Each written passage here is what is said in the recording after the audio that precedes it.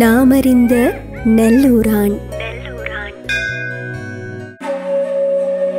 நீரும் நிலமும் நிரம்பி வளம் தரும் ஊர்தான் யாழின் நல்லூர்.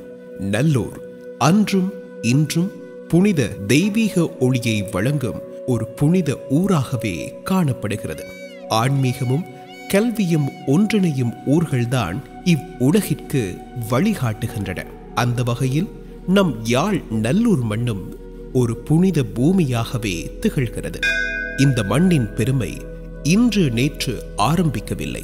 நம் தமிழ் மண்ணில் தெய்வீக ஒளியும் பசுமை வளமும் கலந்து கிடந்தது என்பதை நமது முன்னோர்கள் தமிழ் மன்னர்கள் உணர்ந்திருந்தனர். இயற்கையும் இறைவனின் திருவருளும் ஒன்றாக விளங்கும் நல்லூர் பல இலங்கை மன்னர்களை கவர்ந்ததால் யாழ் நல்லூரில் தமது ராஜ்யத்தை அமைத்து தமது அரசு பணிக்கு அணி சேர்த்தார்கள்.